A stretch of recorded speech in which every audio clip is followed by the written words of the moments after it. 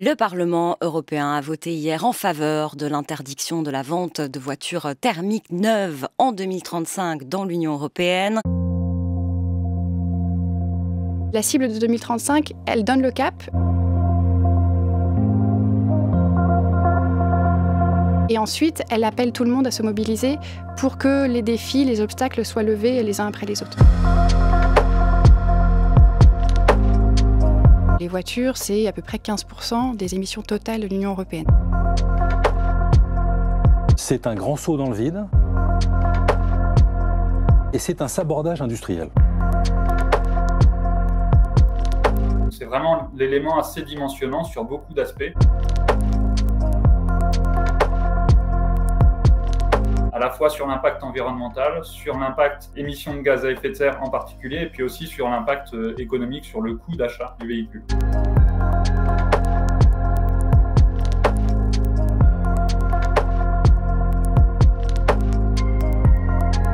Si on veut regarder quelles sont les études les plus fiables, c'est de regarder notamment celles qui ont été revues par des pairs, donc c'est les études académiques, et ça on en a quand même tout un tas de littérature assez abondante, et notamment sur la partie émissions de gaz à effet de serre.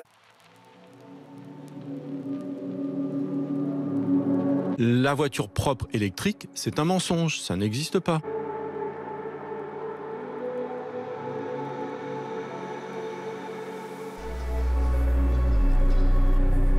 Son objectif, c'est de regarder sur l'ensemble de la durée de vie de la voiture, donc notamment sa phase de production, sa phase d'utilisation et puis après sa fin de vie. Quelles sont les émissions sur l'ensemble de cette durée de vie ?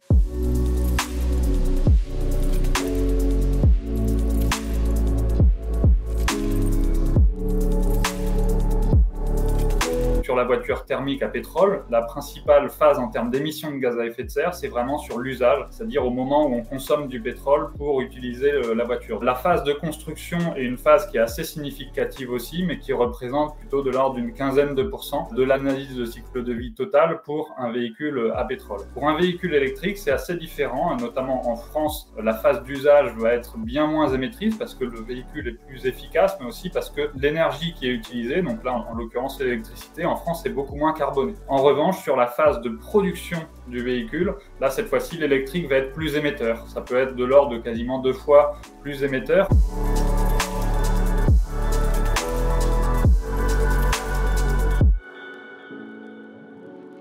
Au départ, le véhicule électrique va être plus émetteur sur sa production, mais ensuite les émissions sont tellement plus faibles sur son usage que sur l'ensemble du cycle de vie, les émissions vont être plus faibles. C'est le cas particulièrement en France parce que l'électricité est largement décarbonée, mais c'est aussi le cas dès aujourd'hui en fait quand même dans la majorité des pays, mais pas forcément de manière aussi importante qu'en France. Sur les émissions de gaz à effet de serre, en France, c'est de l'ordre de 2 à 5 fois moins d'émissions pour le véhicule électrique par rapport au thermique.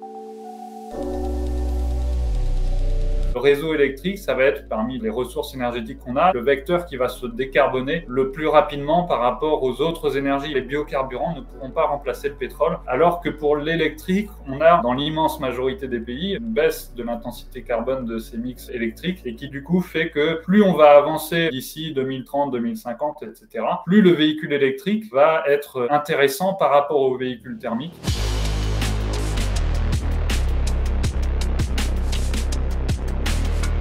C'est ça qui va faire qu'il y ait un surplus d'émissions de gaz à effet de serre pour le véhicule électrique.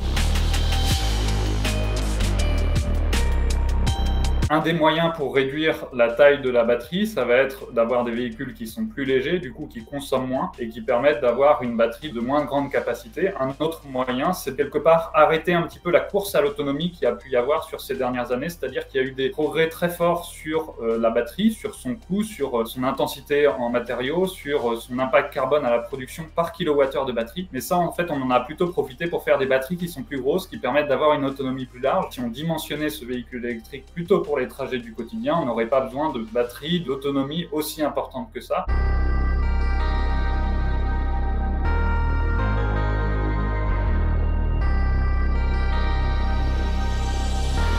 Il y a deux types de seconde vie qu'on peut d'abord imaginer pour la batterie du véhicule électrique. C'est éventuellement dans un premier temps de servir pour l'équilibrage du réseau électrique, c'est-à-dire de fournir un moyen de stockage, potentiellement à un moment où la batterie fonctionne encore avec une moindre capacité parce qu'il y a eu l'usure de la batterie. Et ensuite, la fin de vie, ça va être vraiment la partie recyclage des batteries. Pour l'instant, on est sur une filière du recyclage qui n'est pas encore vraiment prête parce que en fait, les batteries sont peu disponibles en fin de vie. On est sur un marché en pleine croissance, même s'il y a des véhicules électriques aujourd'hui, ils représentent encore moins de 2% du parc et ils représentent donc une proportion encore plus faible, bien évidemment, des véhicules en fin de vie.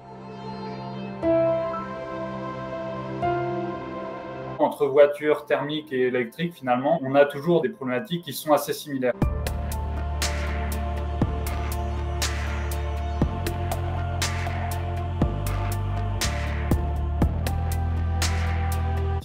Celui de la pollution de l'air. Là, cette fois-ci, il va y avoir un impact intéressant du véhicule électrique, notamment pour supprimer les émissions à l'échappement, les émissions de particules fines, les émissions de NOx également. Mais par contre, il va toujours y avoir des émissions hors échappement pour les particules fines, des frottements en gros, qui aujourd'hui sont des émissions qui représentent de l'ordre de la moitié des émissions de particules fines liées au trafic routier.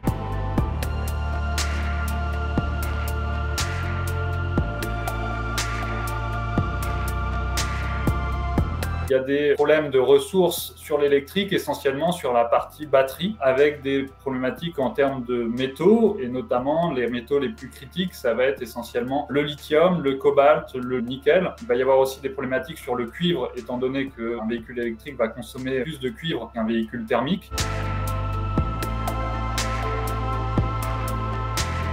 À l'avenir, selon les contraintes qu'il pourrait y avoir, par exemple sur l'approvisionnement de certains métaux, d'un point de vue géopolitique, d'un point de vue des ressources, d'un point de vue des impacts environnementaux et sociaux, etc., les chimies pourraient aussi évoluer pour aller, par exemple, vers des chimies de batterie qui sont moins dépendantes du cobalt. C'est ce qu'on a pu observer ces dernières années. Il reste dans tous les cas certains autres métaux qui vont rester critiques, par exemple sur le lithium ou sur le cuivre. Mais on sait par exemple que sur le lithium, en France, on a la possibilité d'exploiter aussi du lithium sur notre territoire, d'être moins dépendant des autres pays et de mieux maîtriser aussi quels sont les impacts environnementaux et sociaux qu'il peut y avoir sur cette exploitation du lithium, qui est un des métaux vraiment parmi les plus stratégiques dans l'électrification des véhicules. C'est le cas pour le changement climatique, pour la pollution de l'air, pour la pollution sonore.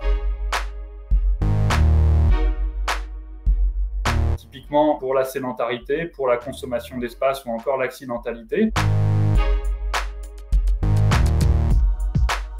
La voiture a un coût qui est important, qui peut entraîner certaines fractures à la fois sociales et territoriales. Et puis un dernier élément sur la question des ressources qui a été évoqué.